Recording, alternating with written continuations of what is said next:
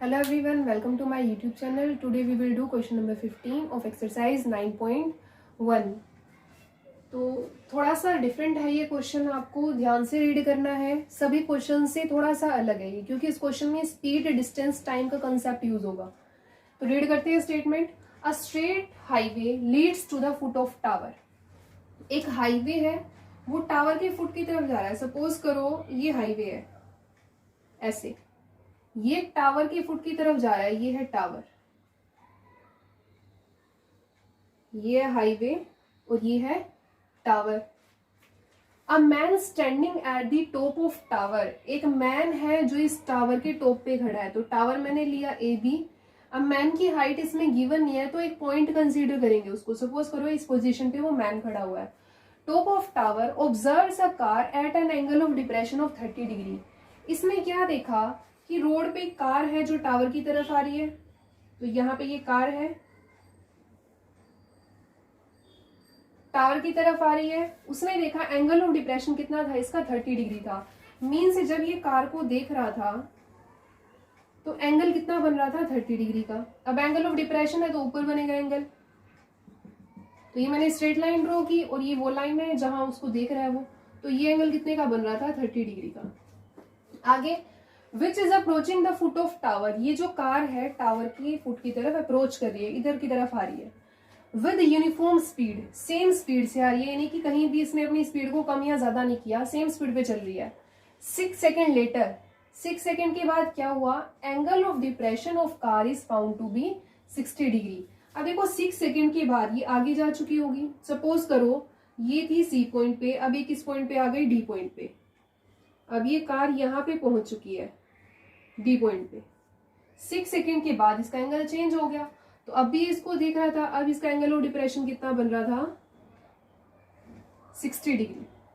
तो एंगल अब कौन सा बनेगा, ऊपर से अगर हम देखें ये हॉरिजॉन्टल लाइन है और ये लाइन वो है जो ये जब ये 6 सेकेंड के बाद यहाँ पर आ गई तो ये एंगल कितने का बन रहा था, 60 का बन रहा था। अब देखो ऊपर 30 का, तो ये भी कितने का होगा, 30 का। इस लाइन के साथ 60 का है तो ये भी कितने का होगा, 60 का। आगे क्या लिखा, अब find the time taken by car to reach the foot of tower from this point. इस पॉइंट से टावर के फुट तक पहुंचने में इस कार को कितना टाइम लगेगा। तो इस क्वेश्चन में हमें क्या फाइंड करना है, टाइम। अब तक आपने देखा, अब तक हम क्या फाइंड कर रहे थे क्वेश्चन के अंदर, साइड फाइंड कर रहे थे। साइड मीन्स आप डिस्टेंस बोल सकते हो, टाइम तो हमने किसी भी क्वेश्चन में फाइंड नहीं किया। तो अब हम इसमें टाइम फाइंड करना है, वो कैसे करेंगे। देखो अगर हम tan थीटा का फॉर्मूला लगाते हैं, सबसे पहली बात हमारे पास टाइम नहीं आएगा, हमारे पास क्या आएगी, साइड आएगी। साइड मीन्स हमारे पास एक डिस्टेंस आएगा। तो अब स्पीड की भी बात हुई है, यानी कि स्पीड, डिस्टेंस, टाइम का फॉर्मूला हमें लगाना पड़ेगा अगर मैं टाइम फाइंड करती हूँ तो सबसे पहले हम देखते हैं आगे हमें क्या गिवन है इसके अंदर, साइड वगैरह। तो हमने देखा हमारे पास यहाँ पे कोई भी साइड नहीं है, और जब तक हमारे पास एक साइड ना हो हम क्वेश्चन कर ही नहीं सकते, हमारे पास कोई वैल्यू नहीं आ सकती। तो अब सबसे पहले हम क्या करेंगे, यहाँ पे एक साइड को फाइंड करेंगे। कैसे, स्पीड, डिस्टेंस, टाइम का फॉर्मूला यूज करके। आपने स्टडी किया हुआ है, ये स्पीड क्या होता है, डिस्टेंस अपॉन टाइम। यहां से देखो स्पीड में तो कोई साइड होगी नहीं ना, टाइम में होगी।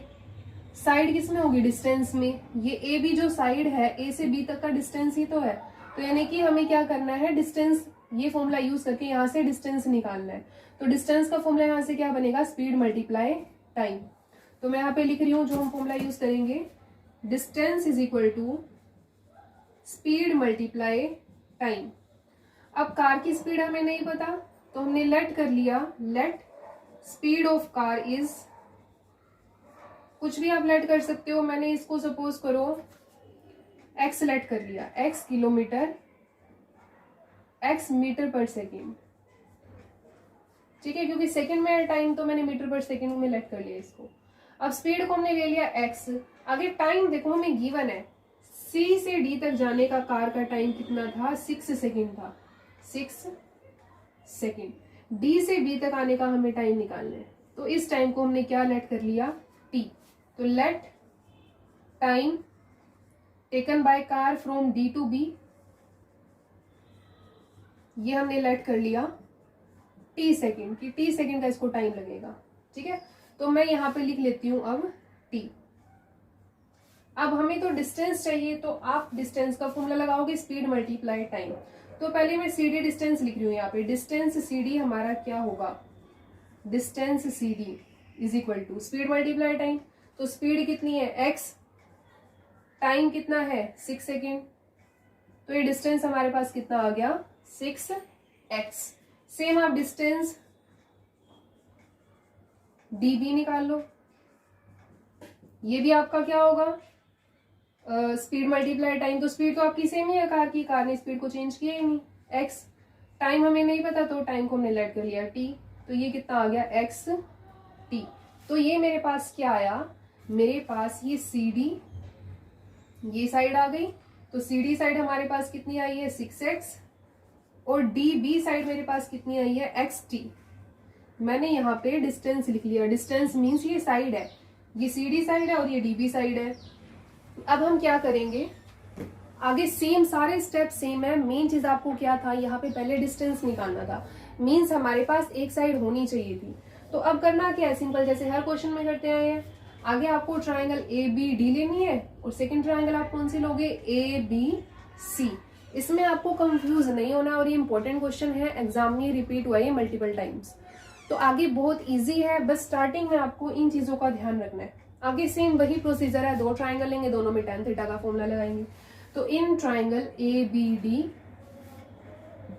और सेकंड ट्राइंगल हमारी कौन सी है, ट्राइंगल ABC, दोनों में आपको लगाना है tan थीटा का formula. tan theta is equal to P/B। फिर से एक बार डिस्कस कर लेते हैं कि tan थीटा का फॉर्मूला क्यों लग रहा है। देखो, एक तो बेस वाली साइड है हमारे पास, और दूसरा दोनों में कॉमन कौन सी साइड है हमारे पास AB, परपेंडिकुलर। अब थीटा कितना है इसमें 60, परपेंडिकुलर है हमारे पास AB, और बेस कितना है यहाँ पे DB। वैल्यू भी पुट कर लेते हैं, tan 60 की वैल्यू √3 होती है, AB हमें नहीं पता, DB देखो, DB हमारा कितना है xt। अब देखो यहाँ पे तीन वैल्यूज है जो हमें नहीं पता, AB, x और t, तो आप इसको यहीं पे छोड़ दो, ठीक है। आगे सेकंड को सोल्व करते हैं। tan थीटा, थीटा कितना है हमारे पास 30, परपेंडिकुलर AB, और जो बेस है वो क्या हमारे पास CB। tan 30 कितना होता है 1/√3, AB हमें नहीं पता। अब CB देखो, C से B तक 6x प्लस xt, तो यहाँ पे हम क्या लिखेंगे 6x प्लस xt। अगर आप एक चीज देखो, यहाँ से हम x को कॉमन निकाल सकते हैं। मैंने यहाँ से x को कॉमन ले लिया, तो यहाँ पे क्या बचा 6 प्लस t। तो ये थी हमारे पास फर्स्ट इक्वेशन, ये थी हमारे पास सेकेंड इक्वेशन। अब जरा आप ध्यान से इसको ऑब्जर्व करो, हमें चाहिए क्या, हमें t चाहिए ना, तो हमें AB से मतलब है ना हमें x से मतलब है, हमें t चाहिए। तो हम क्या करेंगे, देखो t के अलावा यहाँ पे जो भी है ना उसकी वैल्यू निकाल लो। तो t के अलावा हमारे पास यहाँ पे AB और x मिसिंग है, तो AB अपॉन x की वैल्यू निकाल लो। AB अपॉन x की वैल्यू कैसे निकलेगी, आप t को यहाँ ले जाओ, लेके तो आप x को भी जा सकते थे, बट हमें x का कुछ करना ही नहीं है। आप AB/x की वैल्यू भी निकाल सकते हो, AB की भी निकाल सकते हो, दोनों से क्वेश्चन हो सकता है। तो मुझे ना तो AB की जरूरत है ना x की, तो मैंने AB अपॉन x की वैल्यू निकाली √3t। सेम वैल्यू आपको यहाँ से निकालनी है, AB अपॉन x है आपके पास 6 प्लस टी मल्टीप्लाई में x के साथ, तो ये 6 प्लस टी को हम ऊपर शिफ्ट कर सकते हैं। ये कितना आ गया 6 प्लस टी बाय में √3। तो इसको आप नंबर 1 डाल दो, नंबर 1, और ये हमारे पास है नंबर 2। अब देखो दोनों वैल्यू किसकी है, AB/x की, ये भी वैल्यू AB/x की है। तो from first and second equation क्या कंक्लूजन निकल के आया, दोनों AB/x की वैल्यू है, तो यानी कि दोनों वैल्यू क्या हो जाएंगी इक्वल, क्योंकि ये भी AB अपॉन x की इक्वल है और ये भी AB अपॉन x की इक्वल है। तो मैंने इन दोनों को रख दिया इक्वल। अब √3 और √3 इसके पास चले जाएगा। √3 क्या होता है 3t is equal to 6 plus t। यहाँ पे लिख देती हूँ मैं इसको आगे, 3t 6 प्लस t, t को आप लेफ्ट में ले आओ, माइनस हो जाएगा 3t minus t, 2t is equal to 6। तो t की वैल्यू यहाँ से क्या आएगी 6 बाय में 2, आप 6 को 2 से डिवाइड कर दो तो ये कितना आ गया 3 सेकेंड्स। तो हमारे पास टाइम आ गया ये हमने ऊपर किया था। इसके बाद आपको ये अलग से नीचे करना है। यहाँ पे स्पेस नहीं था इसलिए मैंने यहाँ पे लिख दिया, ठीक है। तो टाइम कितना है 3 सेकेंड, यानी कि डी से बी तक जाने में कार को कितना टाइम लगेगा 3 सेकेंड्स। अब ये क्वेश्चन में ऐसे भी पूछ सकता था हमसे कि कार को टोटल टाइम कितना लगेगा, तो टोटल कितना होगा, ये 6 ये 3, टोटल कितना आ गया 9 सेकेंड। बट इस क्वेश्चन में इसने हमसे टोटल टाइम नहीं पूछा है, इसने हमसे ओनली क्या पूछा है कि कार को डी से बी तक जाने में कितना टाइम लगेगा। तो हमारे पास आंसर आ गया 3 सेकेंड।